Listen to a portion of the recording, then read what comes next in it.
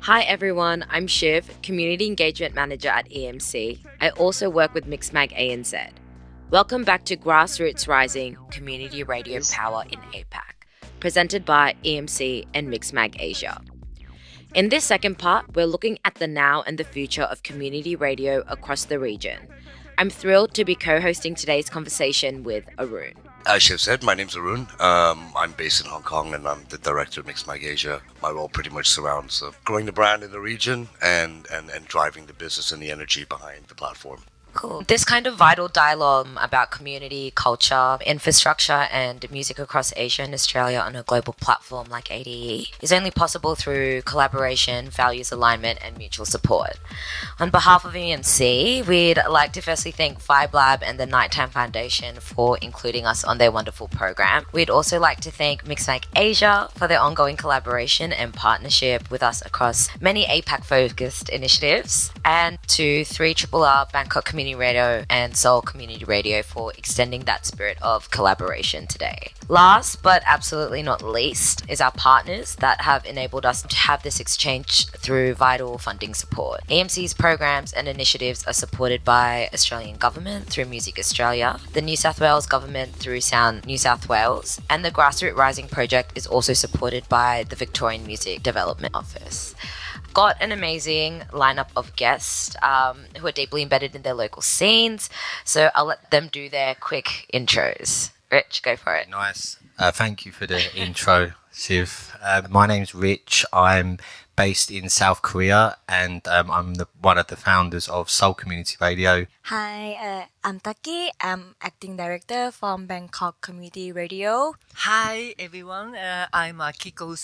I'm from Tokyo, Japan. I'm a representative of Teal Inc, which is my company, and also a representative of Chicks on a Mission Tokyo. Hi, this is Mimi Shimada. I'm also from Tokyo, Japan. I do management of the artists, booking DJs and artists, and I do coordinate for collaboration between Japanese artists and international artists. Hey, my name's Paul, DJ PGZ as well, Gunai Kernai and Yordi Orderman, and I'm based on the lands of the Wurundjeri people of the Kulin Nations, and yeah, I like to pay my respects to them as well because that's where I make my music and do everything that I do. And if you're not familiar where the lands of the Wurundjeri people of the Kulin Nations, it's so-called Melbourne and it's so-called Australia. And yeah, I'm a DJ, producer, run parties and events, and I have a radio show on Triple R weekly on a Friday night. For this part of the conversation, I asked each guest to share a more current track, something that reflects where their local scene is heading now and what feels future-facing in their world. So, Paul, what is the present track that's kind of shaping the sounds of the scene in Australia? Yeah,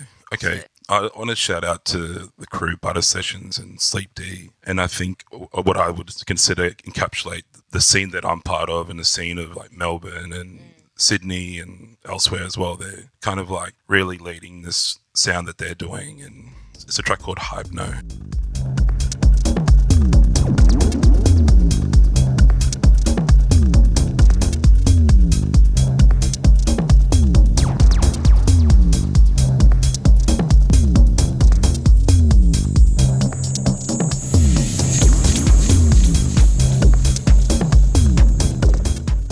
Do you want me to speak more on that? Yeah, I was just going to say, I think Sleep D contextually across Australia have really cemented themselves. Yeah.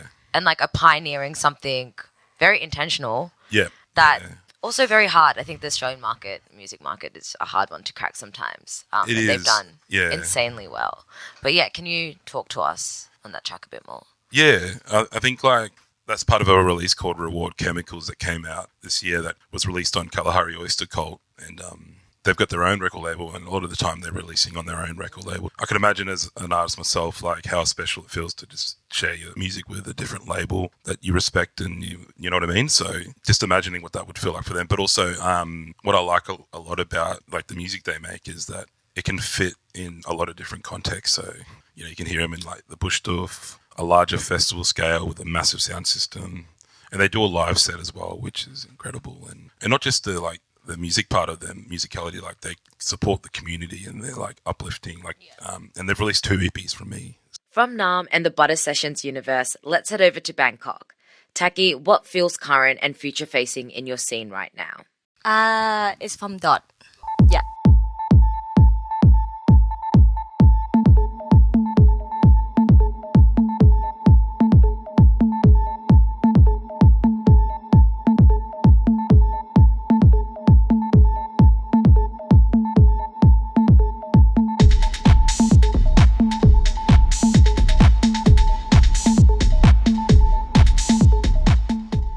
So I would say if I thinking about Bangkok and producer, Dot is the first person who come out to me because we have so many good producers like Sanju, Salayu. But for me, Dot maybe is the first person who going outside and show this is Bangkok sound. And I think he's the first person during that time that played minimal and started producing. He's so into that, like he have a contest like every day that he have to produce one track every day. So he have his own track like more like 1,000 already.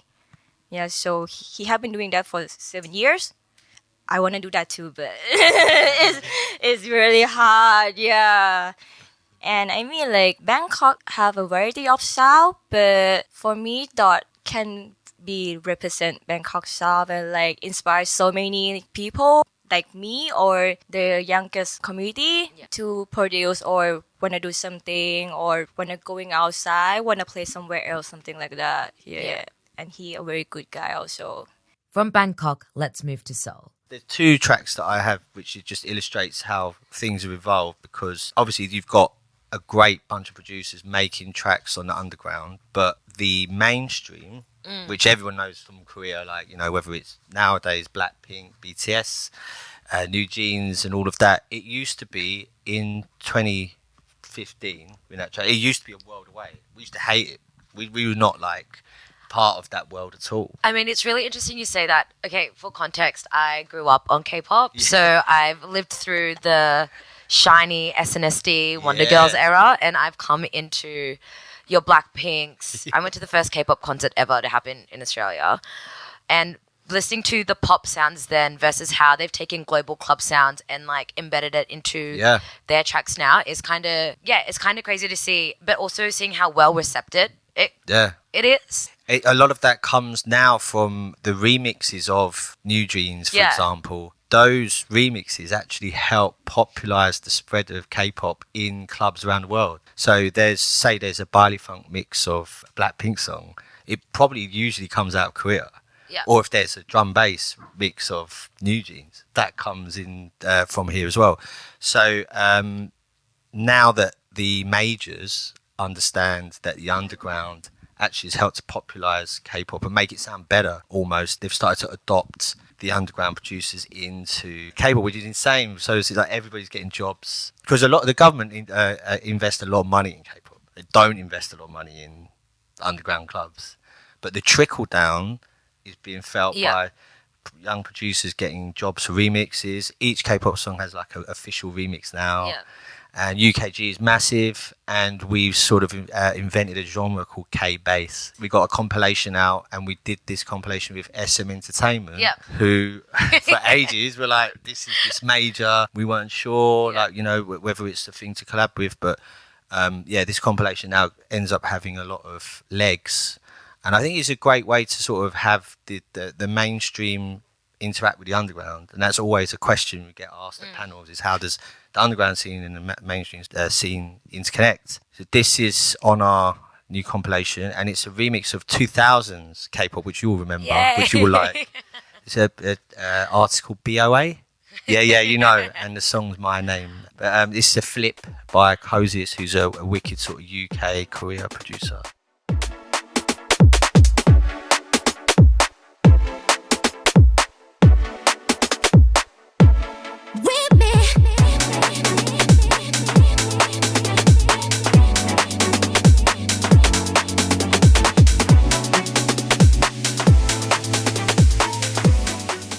From Seoul's underground feeding into the mainstream, let's shift to Tokyo.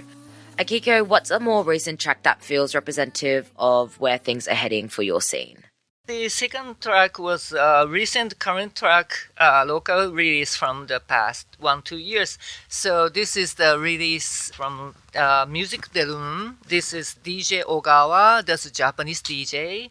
And also OMB, this is also the name of the artist. That was released last year. And this track was played by Eunan Kataneo and all the other very famous DJs. And why I choose, because I work with DJ Ogawa, so I know this song very well. And also, there is so many releases from Japan, but we don't see so many active playing in all the different DJs. So I'm proud of this music, and also, yeah, this is the latest release for me.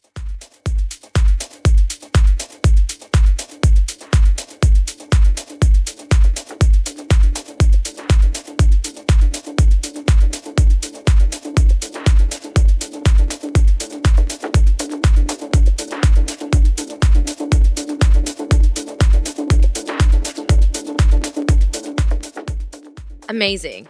I want to stay in Japan for a moment. Let's hear from Mimi. Second track, Tokyo Sweater's main theme by Takkyu Ishino.